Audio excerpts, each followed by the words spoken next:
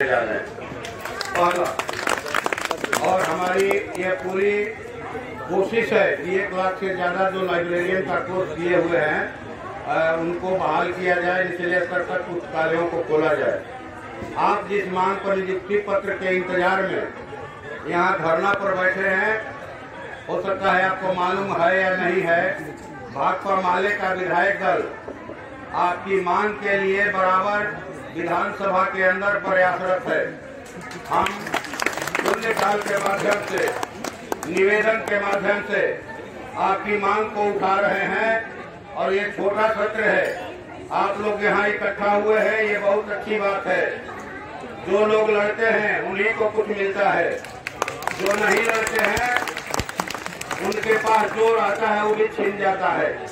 इसीलिए हम लोग बार बार रहीम कभी किया है, यह दोहा जो है दोहराते हैं कि रहीमन चाक कुम्हारी के मांगे दिया न दे, रहीमन चाक कुम्हारी के मांगे दिया न दे, मुंह में डंडा डाली के जो चाहे तो ले।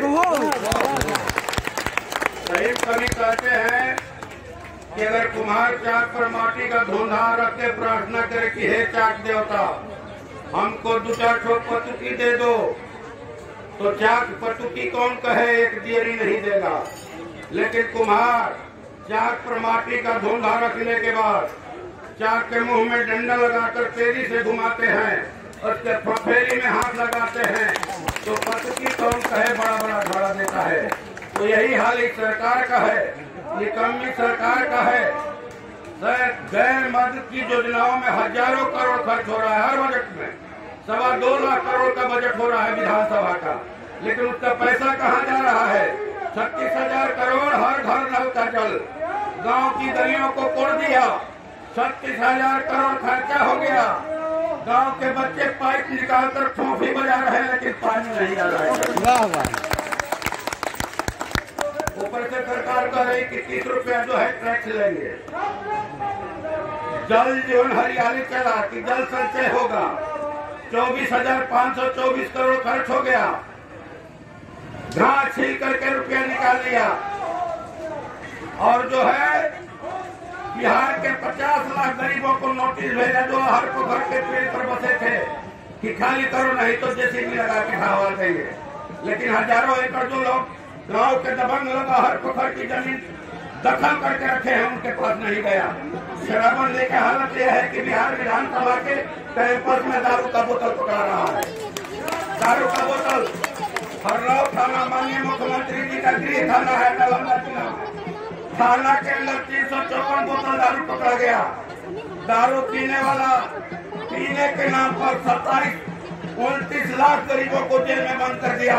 लेकिन कोई शराब माफिया फरवरी 2022 के लास्ट से पूरे माने 22 में भर मार्च चलेगा।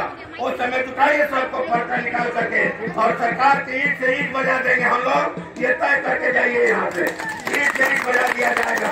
अगर हमारे घर में चूल्हा नहीं जलेगा तो किसी मंत्री के घर में भी हम लोग चूल्हा नहीं जलने देंगे। ये संकल्प लेकर के जाइए। आप लोग का बहुत बहुत धन्यवाद। नमस्कार। विधायक जो पूर्व में लेक्चरर भी रह चुके हैं, प्रोफेसर भी रह चुके हैं, कम्युनिस्ट पार्टी ऑफ इंडिया के पालीगंज के विधायक संदीप सौरभ सर का आप लोग जोरदार तालियों से स्वागत कीजिए।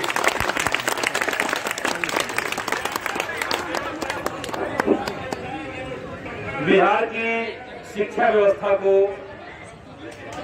दुरुस्त करने के लिए यहाँ पर मौजूद, क्योंकि आपकी जो लड़ाई है निकालने में टाइम लगेगा, तो आपकी जो लड़ाई है वो सिर्फ रोजगार का बात नहीं, रोजगार की तो मांग है, लेकिन जर्जर जो बिहार की शिक्षा व्यवस्था है उसको बचाने के लिए आप लोग संघर्ष कर रहे हैं।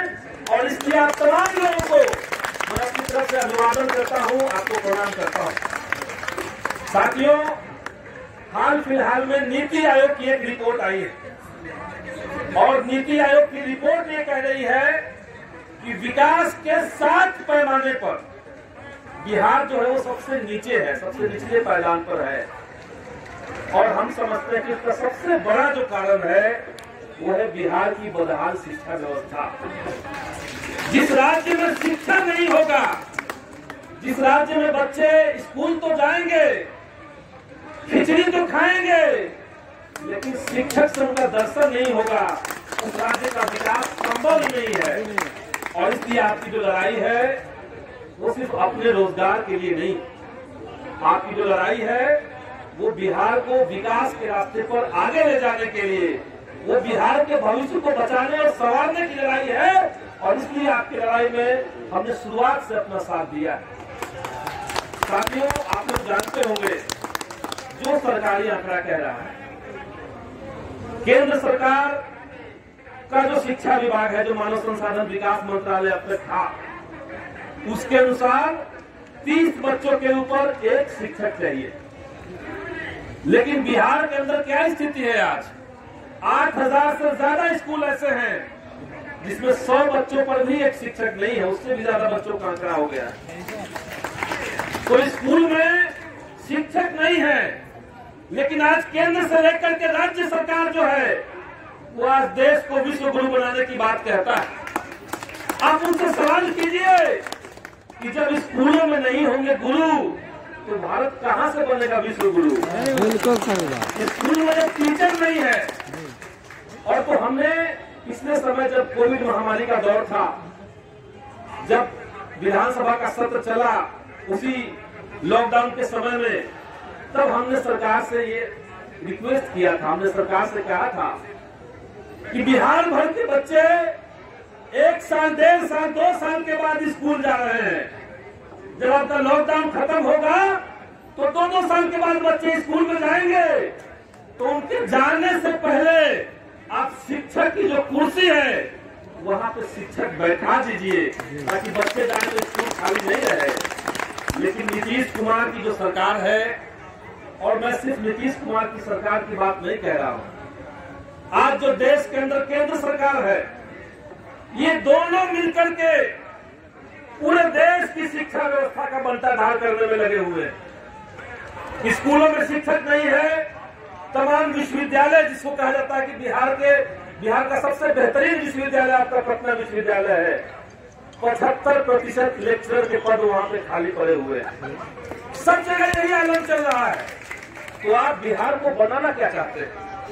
कल विधानसभा का जब सत्र चल रहा था, उसमें सरकार ने प्राइवेट यूनिवर्सिटी बिल में संशोधन करने की बात कही।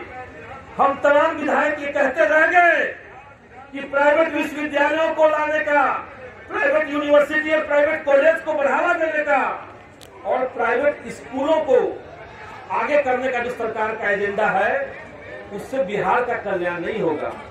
बिहार का कल्याण वहां से होगा जहां पे बिहार के तमाम गरीब गुरबे किसान मजदूर के जो बच्चे हैं वो पढ़ने जाते हैं, और वो स्कूल अगर दुरुस्त नहीं होता है तब शिक्षा व्यवस्था दुरुस्त नहीं होगी।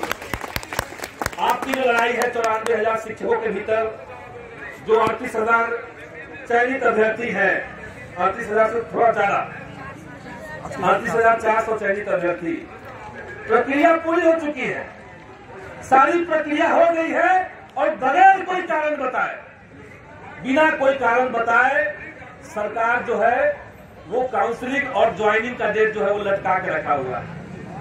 हमने कहा नियुक्ति पत्र, आपकी जो ज्वाइनिंग है, नियुक्ति पत्र आपको जो देना था उसको लटका करके रखा हुआ है। हम सरकार से ये कहना चाहते हैं कि आप तारीख जनवरी में करवाइए। हमने जब शिक्षा मंत्री से पूछा तो वो कह रहे हैं कि दिसंबर के मिड में हम लोग इसको शुरू करवाने की कोशिश कर रहे हैं। हमने कहा आप डेट बता दीजिए। हालांकि डेट का इस सरकार के अंदर डेट बताने का भी बहुत वैल्यू नहीं है, ये आप जान लीजिए। बिहार एसएससी का एक बहाली है, 13,000 पदों के लिए 52,000 जो अभ्यर्थी हैं वो चयनित हुए हैं। उनकी बहाली जो 2014 से अब तक पेंडिंग पड़ी हुई है, 20 बार डेट बताया गया, और हर डेट के आने से ठीक पहले नया सर्कुलर आता है कि इसको अगले आदेश तक के लिए हम लोग लंबित रखे हुए हैं। और इसलिए हम कहेंगे कि आपकी जो लड़ाई है, आपकी जो मांग है वो बहुत जेन्युइन है, बहुत बुनियादी मांग है, और इस मांग को लेकर के हमारी लड़ाई और मजबूत हो, विधानसभा के अंदर हमने कल ये सवाल दिया था, क्योंकि 4 दिन का सत्र है और 4 दिन के सत्र में शिक्षकों की इतनी बहालियां हैं, जो सीटेट बीटेट कंप्लीट किए हुए जो अभ्यर्थी हैं उनकी बहाली है, 2011 में जो स्टेट क्वालिफाई किए हुए छठे चरण के माध्यमिक और उच्चतर माध्यमिक उनकी बहाली है, 2019 के जो स्टेट क्वालिफाई है उनकी बहाली है। तो इतने तरह की बहालियां। हाई कोर्ट का आदेश आया है कि जो विकलांग छात्र हैं उनको 1996 से लेकर के 2017 तक के सारे बैकलॉग भरिए और शिक्षा विभाग को भी लेकर जारी किया गया। तो हमने चारों मिलाकर के कहा कि बिहार के अंदर शिक्षकों की भारी कमी है। क्या ये सच बात है? क्या ये सच बात है कि सीटेट क्वालिफाई जो 94,000 बहाली है वो स्टेट की बहाली और विकलांग छात्रों की बहाली, ये सब बहालियां लंबित पड़ी हुई है, पेंडिंग पड़ी हुई है? अगर हाँ तो सरकार जवाब दे कि इसको आप कब तक करेंगे। ये हमने सवाल दिया, इसको हमने अपने फेसबुक पे भी डाला हुआ है। सरकार की तरफ से इतना बेशर्म जवाब आता है। शिक्षा मंत्री जवाब देते हैं सदन के अंदर कि जो बहाली स्टेट की है उसमें विकलांग छात्रों को 4% हम लोग आरक्षण दे रहे हैं सरकार के नियम के मुताबिक। बस खत्म। सवाल कुछ और था और जवाब कुछ और आ रहा है। तो यही सरकार का रवैया है, पूछिए आम तो बताते हैं इमली। और इसीलिए हमें लगता है कि एक बार सारे अभ्यर्थियों को मिल करके कोई ज्वाइंट प्रपोजल बनाना पड़ेगा। आमतौर पे बिहार में जो चल रहा है उसमें दिक्कत क्या है? आपके मान से अलग मैं एक बात कह रहा हूँ। आमतौर पे हो रहा है कि जिस बहाली से हम लोग जुड़े हुए हैं उस बहाली के लिए हम लोग गोलबंद हो रहे हैं, आंदोलन कर रहे हैं, संघर्ष कर रहे हैं और सब लोग बटे हुए हैं। हमारा मानना है कि एक मुकम्मल लड़ाई बिहार के अंदर होना चाहिए। ये बिहार के युवाओं का, बिहार के छात्रों के मान सम्मान की लड़ाई बन चुकी है और इसलिए एक मुकम्मल लड़ाई हो कि सरकार एक कानून बना दे कि कोई भी विभाग हो, उस विभाग से अगर कोई बहाली की विज्ञप्ति जारी होती है तो उस विज्ञप्ति के साथ ज्वाइनिंग कब तक होगा उसका समय सीमा बहाली की विज्ञप्ति में मेंशन रहे और जो विभाग उस समय सीमा के अंदर बहाली को पूरा नहीं करता है या विभाग के विज्ञप्ति में कोई गलत सूचना के चलते कोर्ट में मामला चला जाता है तो उस विभाग के ऊपर कार्रवाई हो। ये कानून बनना चाहिए। हम ये मांग कर रहे हैं। हम सारे लोग बिखर के लड़ाई कर रहे हैं, लेकिन कुछ मांगे ऐसी होगी जिसमें सारे लोगों को एकजुट होकर के आंदोलन करना पड़ेगा। साथियों, अभी कल जब मैं शिक्षा मंत्री से अलग से बात किया तब उनका कहना था कि इसके अंत में पंचायत चुनाव का जो खत्म हो जाएगा, डेट 12 तारीख को खत्म हो रहा है, उसके अंत में वो इसको पूरा करने की कोशिश करेंगे। कोशिश ही करने की बात होती है। हम लोग लंबे समय से देखी रहे, कोशिश हो ही रहा है 3 साल से। तो इसलिए और कई बहालियां तो 10-10 साल से लटकी हुई है। तो इसलिए हम कहेंगे कि आप लोग संघर्ष कीजिए। सदन में आपकी आवाज को हम लोग उठा रहे हैं, मजबूती के साथ उठा रहे हैं, लेकिन हमारा मानना है कि सदन के अंदर की जो लड़ाई होती है वो अपने आप में पर्याप्त लड़ाई नहीं होती। सदन के अंदर संघर्ष चले और सदन के ऊपर सड़कों के आंदोलन का दबाव बनता रहे, ये सब लड़ाई हम लोग जीत पाएंगे। इसीलिए सदन की लड़ाई से ज्यादा महत्व मैं देता हूं सड़क की लड़ाई का। सदन के अंदर हम इस बार गए, लेकिन 1 दशक से ज्यादा समय से शिक्षा रोजगार को लेकर के देश के तमाम इलाकों में, दिल्ली समेत तमाम इलाकों में हम लोगों ने संघर्ष किया है। और इसलिए सड़क का जो संघर्ष है उसका वैल्यू क्या होता है, उसका मतलब क्या होता है, इसको हम लोग जानते हैं। सड़क पर उतर के आप लोग आंदोलन कर रहे हैं। आप तमाम साथियों के बाद सलाम करते हैं और फिर से मैं अपनी बात को खत्म करूंगा। बहुत बहुत धन्यवाद।